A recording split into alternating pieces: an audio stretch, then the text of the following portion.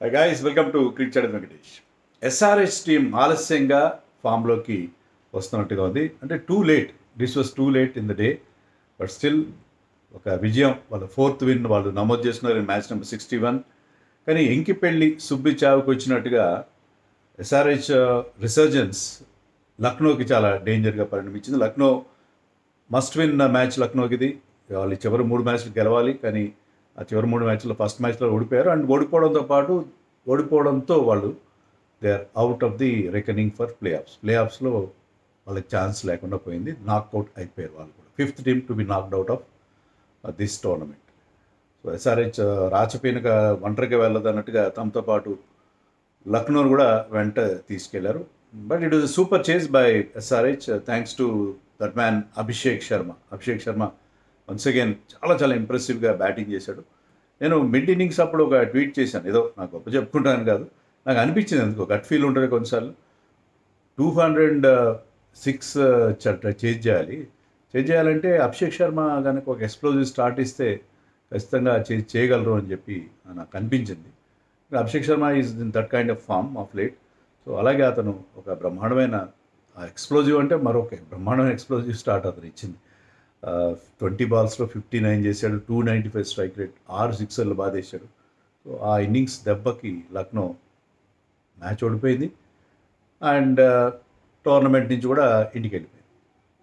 So it was a body blow for Lucknow super Giants. వాళ్ళు బాగా batting చేశారు, 205 చేశారు. బాగా బ్యాటింగ్ చేశారంటే వాళ్ళు ఫస్ట్ హాఫ్ బాగా చేశారు వాళ్ళ ఇన్నింగ్స్లో బ్యాటింగ్, సెకండ్ హాఫ్లో మళ్ళీ అన్ని తడబడ్డారు. ఓపెనర్స్ ఇద్దరు బాగా ఆడారు. తర్వాత చివరిలో పూరన్ బాగా ఆడాడు, మధ్యలో మిగతా అందరూ డొల్లతనం అది వాళ్ళకి దెబ్బ కొట్టింది. సో ఏది కలిసి రాలేదు వాళ్ళకి ఈ సంవత్సరం. సో వాళ్ళు కూడా ఎలిమినేట్ అయిపోయారు. బట్ ఎస్ఆర్హెచ్కి ఒక మంచి రిలీఫ్, ఎందుకంటే ఎస్ఆర్హెచ్ ప్లేడ్ యంగ్స్టర్స్. మీకు అథర్వ టైడేకి అవకాశం ఇచ్చారు, కొత్తగా టీంలో చేరిన హర్షదూబికి అవకాశం ఇచ్చారు. వాళ్ళు బ్రహ్మాండంగా పర్ఫామ్ చేశారు అన్న, కానీ వాళ్ళు కూడా షోన్ సమ్ టాలెంట్. సో వాళ్ళ యంగ్స్టర్స్కి ఛాన్స్ ఇవ్వాలి. అలాగే నితీష్ రెడ్డికి 2 ఓవర్లు బౌలింగ్ కూడా ఇచ్చారు. సో వాళ్ళు యంగ్స్టర్స్కి కూడా వాళ్ళని అవకాశం ఇస్తే వాళ్ళు నెక్స్ట్ ఇయర్కి టీం బాగా బిల్డప్ చేసుకునే అవకాశం ఉంటుంది.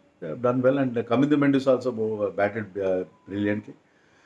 సో వాళ్ళకి చాలా హ్యాపీ మ్యాచ్ ఇది, సాటిస్ఫాక్టరీ మ్యాచ్. అంటే నెక్స్ట్ ఇయర్ దృష్టిలో పెట్టుకుని సో మనం ఈ టీంలో ఎలా వెళ్ళాలి, ఏం చేయాలి, నెక్స్ట్ ఇయర్ రోడ్ మ్యాప్ కోసం చాలా మంచి రిజల్ట్ వస్తుంది. సో టాస్ గెలిచి ఎస్ఆర్హెచ్ ముందుగా బౌలింగ్ తీసుకున్నారు. దానికి కమిన్స్ ఏం చెప్పాడంటే పిచ్ ఎలా ఉంటుందో తెలియదు, so we wanted to bowl first అని చెప్పి. Rishabh Pant pitch is a very good pitch, మేము కూడా బ్యాటింగ్ చేసినా మాకేం ఇబ్బంది లేదని. నిజంగా గుడ్ పిచ్, అది చాలా గుడ్ పిచ్. దాని మీద మొదటి నుంచి ఉతికి ఆరేశారు ఇద్దరు openers, Marsh and Markram. Marsh తన క్యాప్టెను, తమ ఆస్ట్రేలియా నేషనల్ టీం కెప్టెన్ అని కూడా చూడలేదు. కమిన్స్ ఫస్ట్ ఓవర్లో 6-4 కొట్టాడు. అండ్ మార్క్రమ్ కూడా తర్వాత అతను కూడా ఒక సమ్ బిగ్ హిట్టింగ్ స్టార్ట్ చేశాడు. స్టార్టింగ్ మార్చ్ చేసిన మార్క్రమ్ కూడా అతను తక్కువ తినకుండా. సో పవర్ ప్లేలో 69 ఫర్ నో లాస్. పవర్ ప్లేలో అద్దరు కొట్టేశారు ఇద్దరు కలిసి. సో అదే కంటిన్యూ చేశారు 10 ఓవర్స్ వరకు. అలాగే 10 ఓవర్స్ అయ్యేసరికి వాళ్ళు 108 ఫర్ నో లాస్. సో ఆ స్టేజ్లో అనిపించిందంటే వాళ్ళు 230 కొడతారు ఖచ్చితంగా, ఎందుకంటే 10 ఓవర్స్లో ఆల్ 10 వికెట్స్ ఇన్ హ్యాండ్. తర్వాత వాళ్ళకి మంచి బ్యాటింగ్ లైనప్ ఉంది. సో ఆ సిచ్యుయేషన్లో వాళ్ళు they thought it felt that they might get a very big score, కానీ అలా జరగలేదు. 108 ఫర్ 2 అయితే తర్వాత 10 ఓవర్స్లో 7 వికెట్లు పోయినాయి, 97 మాత్రం వచ్చింది. మధ్యలో మొమెంటం దారుణంగా కోల్పోయారు. మార్ష్ చాలా అగ్రెసివ్గా ఆడాడు, 166 స్ట్రైక్ రేట్, 4 సిక్స్లు కొట్టాడు, 65 రన్స్ చేశాడు. అతను 11th ఓవర్లో అవుట్ అయ్యాడు. హర్ష్ దూబేకి వచ్చింది వికెట్. హర్ష్ దూబే పవర్ ప్లేలో కొన్ని రన్స్ ఇచ్చినా బాల్ కొద్దిగా టర్న్ అయింది అవుట్. అది మంచి క్యాచ్ పట్టాడు షార్ట్ థర్డ్లో. ఇషాన్ మలింగా మంచి క్యాచ్ పట్టాడు. సో ఫస్ట్ వికెట్ 11th ఓవర్లో పడింది. తర్వాత రిషబ్ పంత్ ఎందుకు నెంబర్ 3లో వచ్చాడు బ్యాటింగ్కి, నాకు అర్థం కాలేదు. రిషబ్ పంత్ నెంబర్ 3లో ఎందుకు వస్తాడు బ్యాటింగ్కి? కొన్నిసార్లు నెంబర్ 8లో బ్యాటింగ్ వచ్చాడు, ఈసారి నెంబర్ 3లో వచ్చాడు. పూరన్ కదా రావాల్సింది. పూరన్ ఫామ్లో వెళ్ళాడు, కానీ బ్రేక్ తర్వాత ఫామ్లోకి వచ్చే అవకాశం ఉంటుంది కదా. Ultimately he came to form actually. So అతను ఎందుకు వచ్చాడు రిషబ్ పంత్ అర్థం కాదు. వచ్చాడు, ఒక 6-7 రన్స్ కొట్టాడు. తర్వాత మలింగ బౌలింగ్లో ఒక క్యాజువల్ షాట్, అది అంటే కొంచెం ఎరీఫెరీ షాట్ కొట్టాడు to the left of the bowler.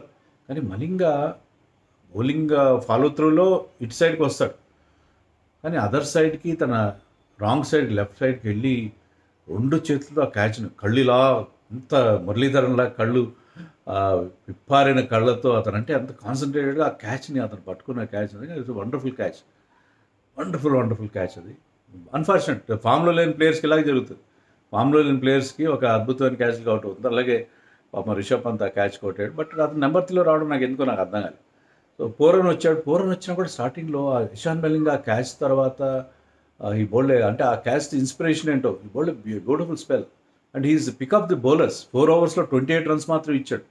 ఆ వికెట్ తీయడంతో పాటు ఇంకో వికెట్ 2 వికెట్లు తీశాడు. అండ్ ఈ బౌల్డ్ బ్రిలియంట్లీ 2 for 28 అతని figures in 4 overs. Excellent figures. మరి నేను మ్యాన్ ఆఫ్ ద మ్యాచ్ చూడలేదు. మ్యాన్ ఆఫ్ ద మ్యాచ్ చూస్తాను సాధారణంగా, but man of the match చూడలేదు. మ్యాన్ ఆఫ్ ద మ్యాచ్ అతనికి ఇచ్చారు, అభిషేక్ ఇచ్చారు. బట్ యశాన్ నా క్యాచ్ కానీ అతను వేసిన స్పెల్ ఆ మిడిల్ ఓవర్స్లో ఏమైందంటే మీకు 10 ఓవర్స్ అప్పుడు 108 ఉందా, తర్వాత ఐ థింక్ నెక్స్ట్ 7 ఓవర్స్లో దే గాట్ జస్ట్ 52 రన్స్. 7 ఓవర్స్లో 52 రన్స్ అంటే వాళ్ళ మొమెంటం పోయింది. వికెట్లు పడుతూ వచ్చాయి, మొమెంటం కోల్పోయారు. మార్క్రమ్ కూడా ఒకటి. Markram also batted brilliantly, 61 runs చేశాడు 160 స్ట్రైక్ రేట్తో. సో మార్క్రమ్ అవుట్ అవ్వడం తర్వాత ఇప్పుడు పూరన్ మార్క్రమ్ మాస్ తర్వాత తప్ప మిగతా ఎవ్వరు డబుల్ ఫిగర్స్లోకి రాలేదు. అందరు సింగిల్ డిజిట్స్, ఇంక్లూడింగ్ సమ్మత్ కానీ ఆయుష్ బదౌని, పంత్ గురించి అలాగే మనం చెప్పుకున్నాం. సో ఎవరు కూడా మిల్లర్ని వాళ్ళు చాలా సర్ప్రైజింగ్గా డ్రాప్ చేసి ఓవరాల్ ఒక ఎక్స్ట్రా బౌలర్ని తీసుకొచ్చారు.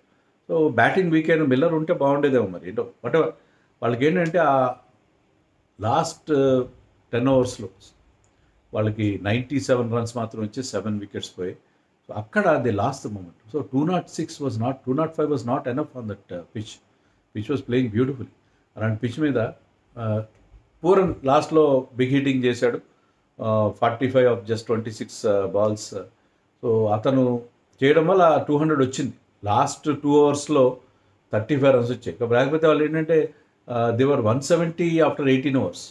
సో 200 కూడా వచ్చేయాలి. లాస్ట్ 2 ఓవర్స్లో కూడా అలాగే ఉంటే 185 అంత వచ్చింది.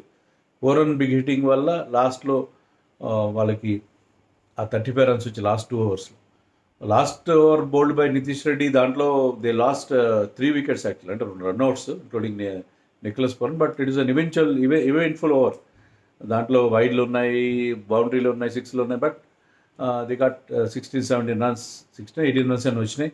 బట్ 3 వికెట్స్ పడ్డాయి. సో వాళ్ళకి తర్వాత సెకండ్ హాఫ్లో దే ఫాల్టర్డ్ ఏ లాట్. అది చాలా కాస్ట్లీగా పరిణమించింది. సో మనం అనుకున్నట్టుగా ఎస్ఆర్హెచ్కున్న ఫైర్ పవర్లో ఒకరిద్దరు క్లిక్ అయితే like Abhishek Sharma. But Abhishek Sharma batted beautifully. Atharva Taide వచ్చాడు. ఎడ్జ్లో ఏంటో మొత్తం మీద 3 బౌండరీలు కొట్టాడు. అది ఒకటే ఎడ్జ్ అనుకోండి, కానీ ఎక్కువ వేస్ట్ చేయాలి. 144 స్ట్రైక్ రేట్తో తొందరగా ఒక 3 బౌండరీలు కొట్టి 14-15 రన్స్ చేసి అతను వెంటనే అవుట్ అయిపోయి వెళ్ళిపోయాడు. ఓకే, బట్ ఇంటెంట్ చూపించాడు. మరోవైపు Abhishek Sharma and Ishan Kishan also started out very well. మంచి ఒక 6తో స్టార్ట్ చేసి Ishan Kishan. But Abhishek Sharma look in great touch. అతని బ్యాట్ స్వింగ్ అద్భుతంగా ఉంటుంది. It's a wonderful treat to watch. Bat swing the way comes down, beautiful bat swing ఉంటుంది. అతని బ్యాట్ స్వింగ్ చూడడానికి చాలా అద్భుతమైన బ్యాట్ స్వింగ్. అదే ఆ ఫుట్ వర్క్ అతను యూజ్ చేయడం, ఫాస్ట్ బౌలర్స్కి dancing down the wicket. So అతను బౌలర్స్ని చాలా అన్సెటిల్ చేస్తాడు.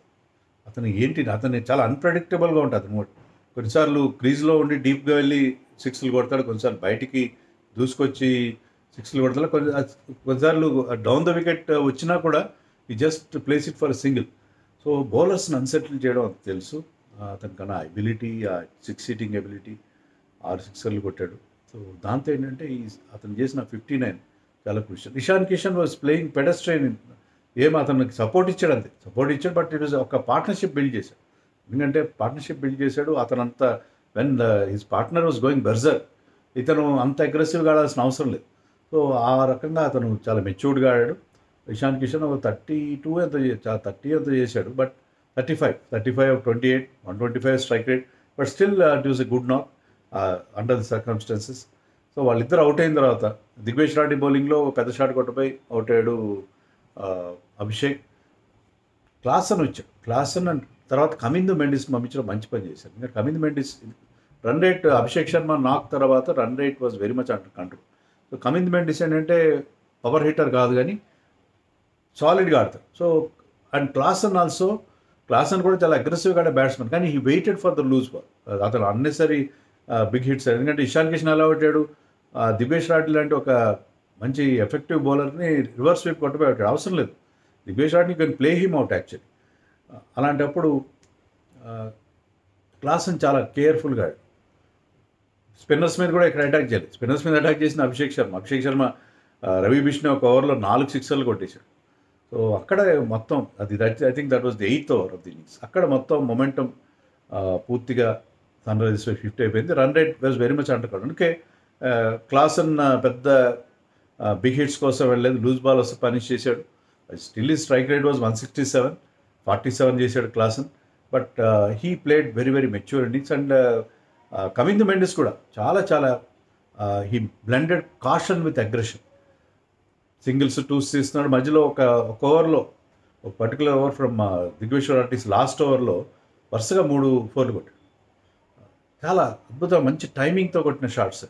సో అతను స్పిన్ చాలా బాగా ఆడతాడు. దీన్ని బట్టి మనకు అర్థమైందంటే ఈజ్ క్లాస్ యాక్ట్. టెస్ట్ మ్యాచ్లో వరుసగా అంత మంచి స్కోర్లు చేశాడంటే ఈ ఫార్మాట్లో అతనికి అంత సూటబుల్ ప్లేయర్ కాదు, కానీ ఈజ్ ఎ క్లాస్ యాక్ట్. అదే అతను కొట్టిన 3 బౌండరీలు అతని క్లాస్ని ప్రూవ్ చేసింది. సో దానివల్ల హీ స్కోర్ 32, క్లాసన్ స్కోర్ 47. వాళ్ళిద్దరు అవుట్ అయినా సరే Aniket and Nitish Reddy finished of without any problem. So చాలా ఈజీగా ఆడుతూ పాడుతూ కంప్లీట్ చేస్తారు సన్ రైజర్స్. 206 అనేది పెద్ద ఇష్యూ అనిపించలేదు, కానీ అభిషేక్ అలాంటి బ్లిస్టరింగ్ స్టార్ట్ ఇచ్చాడు. And Klaasen the kind of innings that he plays. So ఈ సీజన్లో అన్ని 30s 40s చేస్తున్నాం, ఒక 70 మినహాయించి. బట్ హీస్ మేకింగ్ ఎవ్రీ ఇన్నింగ్స్లో అతని కాంట్రిబ్యూషన్ మనకు మరొకసారి చూసాం. సో ఇలాంటి పర్ఫార్మెన్స్ ముందు ఇస్తే బాగుంది. Even Cummins bowled well, Cummins also had respectable figures. మిగతా వాళ్ళు కొంత రన్స్ ఇచ్చారు, బట్ స్టిల్ చాలా satisfying win for Sunrisers. లక్నోకి అయితే కలిసి రాలేదు. రవి బిష్ణోయ్ ఆ ఒక్క ఓవర్ తర్వాత బౌలింగ్ వేయలేదు. ఆవేష్ ఖాన్ 3 ఓవర్లు బాగానే వేసాడు, కానీ లాస్ట్ ఓవర్ ఇవ్వలేదు అతనికి. ఓవరాల్ ఒక వికెట్ తీశాడు, కానీ అంత ఎఫెక్టివ్గా అనిపించలేదు. There was nothing much for the bowlers and this pitch. And Lucknow unfortunate, వాళ్ళకి ఇంజరీస్, రకరకాల ఇబ్బందులు ఎదురైనాయి. నికోలస్ పూరన్ ఫామ్ కోల్పోవడం, మార్ష్ పాల్ ఫామ్ కోల్పోవడం, and Rishabh Pant throughout the season is poor form. ఇవన్నీ కూడా వాళ్ళు బాగా హర్ట్ చేయడం అనేది మనం చూసాం. So they are out of the tournament. And Sunrisers ఏంటంటే వుడెన్ స్పూన్ లేకుండా 9-10 లేకుండా 8లో ఆగిపోతారు అన్నట్టుగా అనిపిస్తుంది. They have 9 points after I think 12 matches, ఇంకా 2 matches to go. And that will last మ్యాచ్లో కూడా ఛాన్స్, సచిన్ బేబీ లాంటి వాళ్ళు కూడా ఛాన్స్ ఇవ్వాలి.